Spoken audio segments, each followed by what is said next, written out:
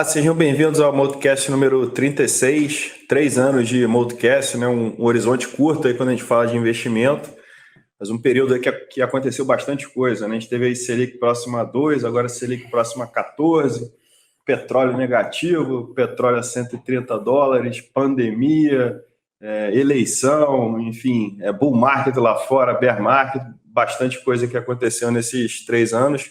Agradecer a todos que vêm acompanhando aí o Multicast aí ao longo desse período. Bom, vamos começar aqui. Eu tenho o Luiz Paulo Aranha e o Cássio Bruno. A gente vai seguir a ordem que a gente costuma fazer, onde a gente começa a falar com o Global. E eu vou chamar o Cássio para a gente tentar resumir um pouco do mês passado.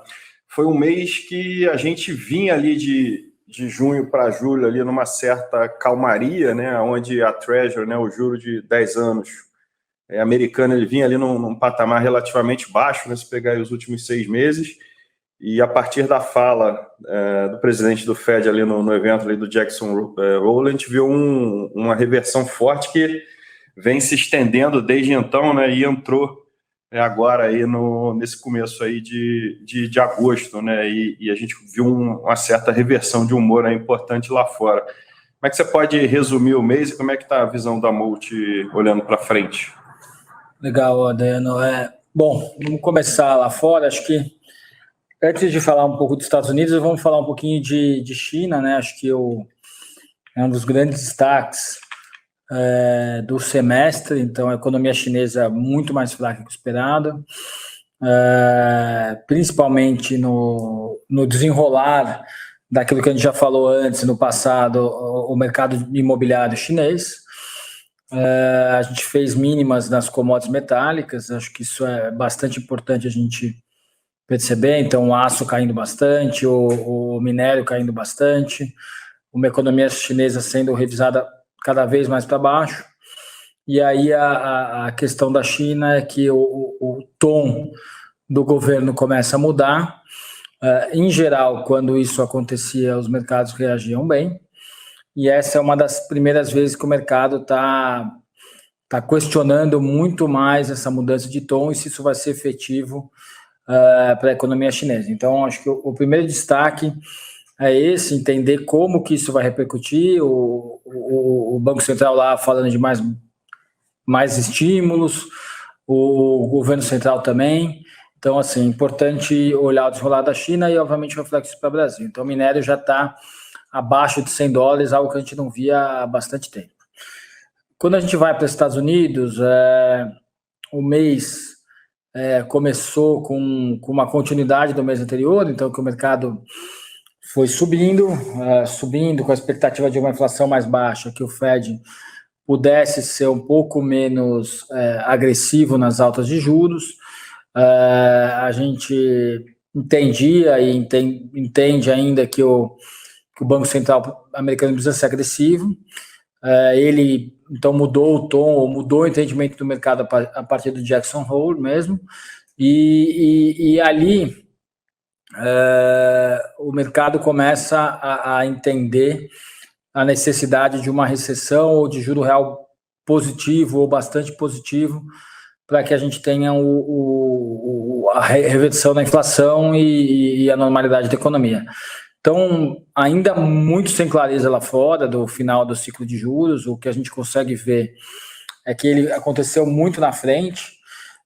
Então, o Banco Central americano tem sido rápido, tem continuado sendo duro, e aí a gente tem visto reflexos nos mercados e principalmente nos mercados de juros e um pouquinho menos de ações. O mercado de juros lá fora, as taxas já estão nas máximas, o 3 e 10 anos, não é uma verdade para o mercado de ações. O mercado de ações ainda longe aí das mínimas. Então, acho que esse acho que é o destaque. E o filme na Europa lá só piorando, né? E aí, para complementar com a Europa, a questão energética ficando cada vez mais relevante. Então, o terceiro grande destaque do internacional é o geopolítico. E aí, quando eu falo de geopolítico, obviamente tem o China e os Estados Unidos, que isso continua tendo repercussões. Então, acho que desse mês passado, o grande destaque foi a proibição dos Estados Unidos da NVIDIA, que é uma produtora de de chips de exportar para a China. Então, esse é um desenrolar aí do geopolítico Estados Unidos-China, mas o grande destaque vem dos países satélites a esses dois, que são a Rússia e a Europa. A Rússia ali fechando o fluxo de gás para a Europa. Então, o Nord Stream, que é o nome do duto que chega na Alemanha, que estava sendo enviado mais ou menos 20% da capacidade, foi para zero. E aí a zero, e aí alguns argumentos para fazer isso. O primeiro é que falta peça por causa do embargo, e aí o Putin falando que para voltar a abrir você precisa renegociar as sanções. Então, o desenvolvimento grande, e a Alemanha com pouca margem de manobra. Os estudos que a gente viu é que se ficar zerado o Nord Stream, março, abril ali do ano que vem, já não tem gás na atual condição de consumo europeia. Então, também ali a gente arriscando algum tipo de racionamento, alguma coisa que o valha, e aí um risco de crescimento econômico super grande. Aranha, diante desse cenário global bem tranquilo, né? Como é que a gente posiciona o Brasil? O Brasil veio bem até, né? Se pegar aí dos últimos 2 meses, a gente viu uma queda importante aí da curva longa de juros, né? Reflexo de números de inflação mais tranquilos, melhora da atividade, né? Todo mundo revisando o PIB para cima, né? Saiu na semana passada lá o PIB do último TRI, que veio bem acima do que a turma esperava.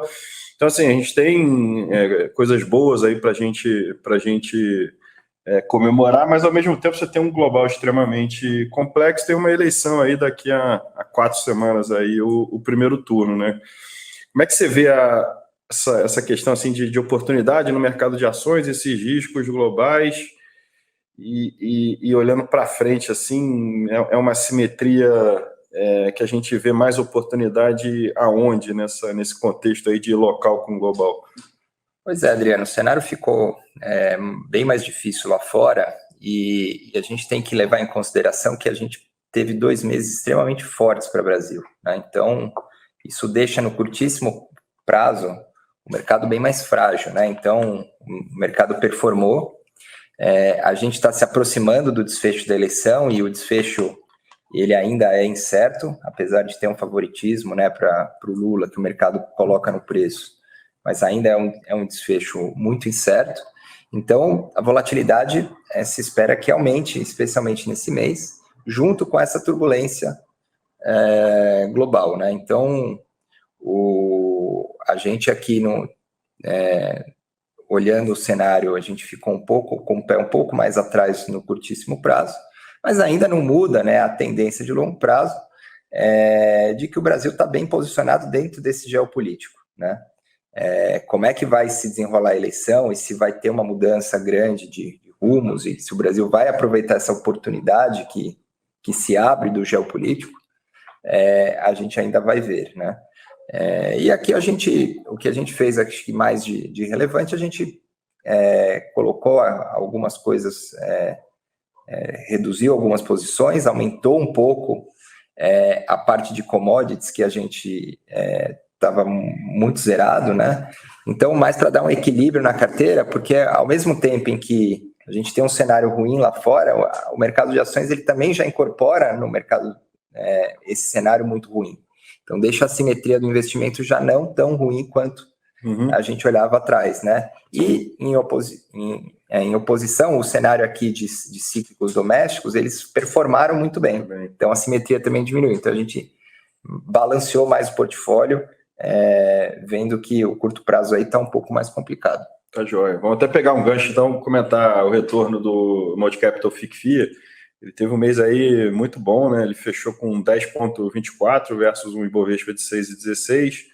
No ano, 4,29 versus um Ibovespa de 4,48. Em 12 meses, menos 5,17 versus um Ibovespa de menos 7,79.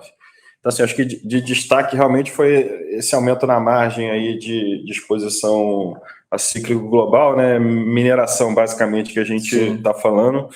Um setor que acho que a gente não tinha na carteira há cerca de 2 anos, né? Que a gente já vinha salientando um pouco o que o Cássio falou, né?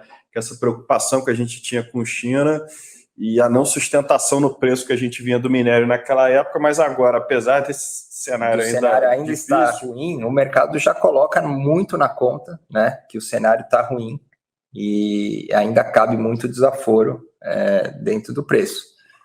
Legal.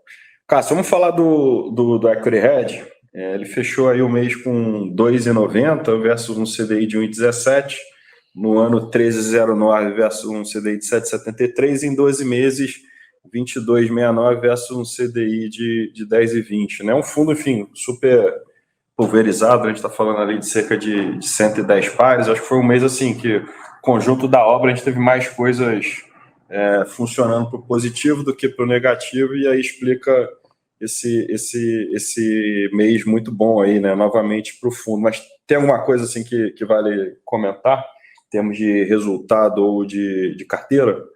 Esse mês não é um mês de grandes destaques, assim, é um mês que ele foi bem pelo conjunto da obra mesmo, como você citou. Não tem, a gente perdeu pouco dinheiro, não teve nenhum grande detrator, também não teve nenhum grande resultado que tenha carregado fundo, foi um conjunto da obra. Acho que o destaque ali é que a gente operou bem, assim, a gente estava bastante comprado em Brasil e vendido lá fora, que foi um destaque positivo quando a gente fala mais macro.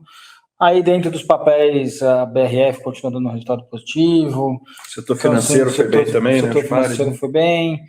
Assim, a gente foi bem em alguns setores, e também não teve nenhum grande detrator. Acho que esse é o grande destaque.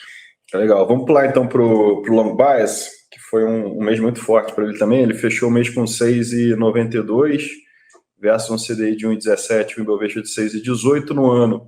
17,46 versus um Ibovespa de 4,48 e um CDI de 7,73, e em 12 meses 20,88 versus um CDI de 10,20 e um Ibovespa de 7,79.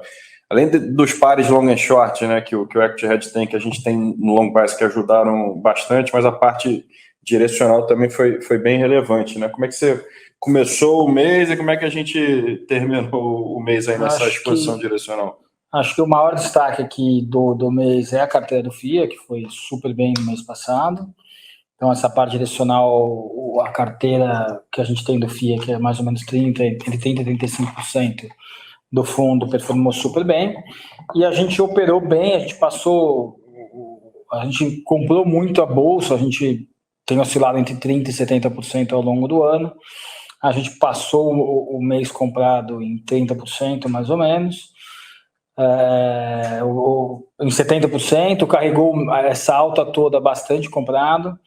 A gente tem